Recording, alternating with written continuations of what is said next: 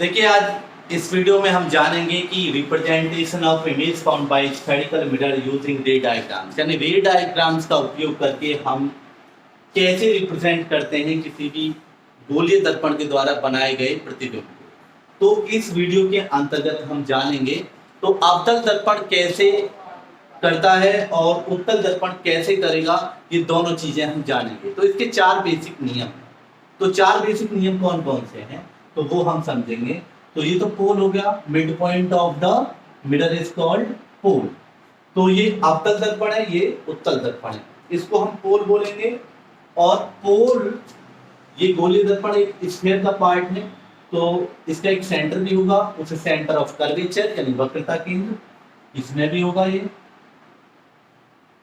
और पोल और centre of curvature का जो मिड पॉइंट होता है उसको फोकस कहते हैं। वहां पे रेस आती हुई प्रतीत होती हैं या फिर वहां पे मिलती हुई प्रतीत होती हैं जो परावर्तन के पश्चात, तो उसको कहते हैं हम फोकस।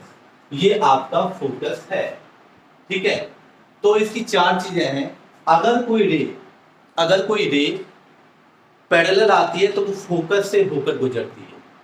अगर कोई रे मिरर के पैरेलल आएगी तो वो कहां से गुजरेगी? फोकस से।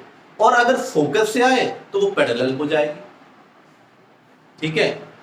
देखिए कि अगर कोई रे ऐसे आ रही है बिल्कुल सीधी टकरा रही है तो ये कहां से गुजर जाएगी? फोकस। कहां से गुजरेगी? फोकस से। देखिए यहां से गुजरी और यहां पे टकराकर वापस चली गई। अब इसमें तो फोकस उत्तल लेंस में तो अंदर की ओर होता है, तो ये फोकस से आती हुई प्रतीत होगी। कहां से आती हुई प्रतीत होगी? फोकस से।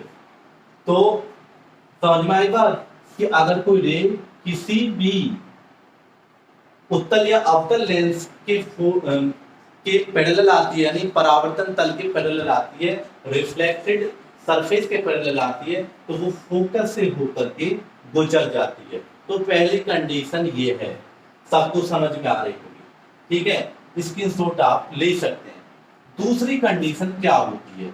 दूसरी कंडीशन आप देख लीजिए कि अगर कोई रे फोकस से आए, कहां से आए? फोकस से।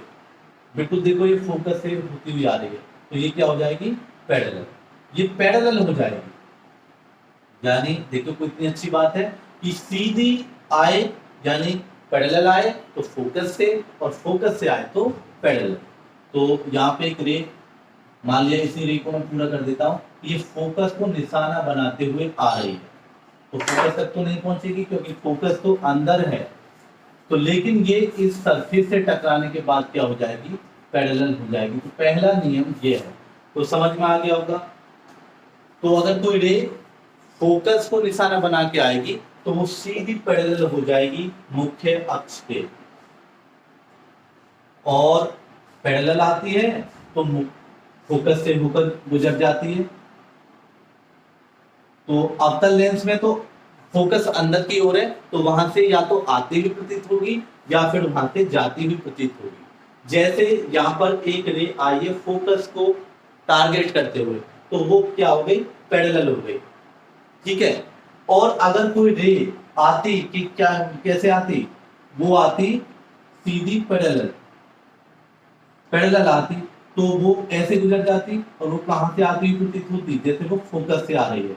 तो ये दोनों कंडीशन हमने बता दी है कि रे सीधी आएगी तो फोकस से आती हुई प्रतीत होगी, इसमें उत्तल लेंस में। और अगर वो फोकस को टारगेट करती आएगी तो वो मुख्य अक्ष के पैरेलल हो जाएगी। तो ये दिया। अगर कोई रे सेंटर ऑफ कर्वेचर से आए, सेंटर ऑफ कर्वेचर से टारगेट करे इसको रिफ्लेक्टेड सरफेस को, तो वो जैसे गई थी वैसे ही वापस, जैसे गई थी वैसे ही वापस। जैसे यहाँ पे सेंटर ऑफ कर्वेचर से बिल्कुल सीधी एक रे हम भेजें तो जैसे जाएगी वो वैसे ही वापस निकल के आ जाएगी। तो बात समझ में आ रही है। तो सेंटर ऑफ कर्वेचर को टारगेट करके बाउंस बैक आएगी, बाउंस बैक आ जाएगी। और अगर कोई रे है और वो किसके सामने आए? वो आए अब की बात पोल पर, इस पे आए पोल पर, तो जिस एंगल से पोल पे टकराई है उसी एंगल से वापस आ जाएगी। यहां से भी बाउंस बैक होगा लेकिन एट द सेम एंगल, क्योंकि आपने सुना होगा कि रिफ्लेक्शन का दूसरा नियम क्या है, आपतित किरण, अभिलंब और परावर्तित किरण तीनों एक ही तल में है, और ये angle of I equal to angle of R, यानी इंसिडेंस जो एंगल है एंगल ऑफ रिफ्लेक्शन के बराबर होगा। तो 4 नियम आपके समझ में आए होंगे, और यहाँ पे एक पोल को फोकस करते हुए आइए तो वो ऐसे निकल जाएगी और ये एंगल क्या होंगे, समान होंगे। तो 4 नियम है, अगर कोई रे पैरेलल आती है तो फोकस से होकर गुजरेगी, अगर फोकस को टारगेट करती हुई आती है तो पैरेलल हो जाएगी, और सेंटर ऑफ कर्वेचर से निकलती है तो बाउंस बैक आ जाएगी, और अगर पॉइंट P यानी पोल को टारगेट करती है, जिस एंगल पर पोल को टारगेट किया है उसी एंगल से वो रिफ्लेक्ट हो जाएगी। तो ये नियम थे आपके, ये नियम है किसी भी इमेज को बनाने के लिए। तो नेक्स्ट वीडियो में हम पढ़ेंगे किस तरीके से कोई गोलीय दर्पण इमेज बनाता है, कैसे वो प्रतिबिंब बनाता है।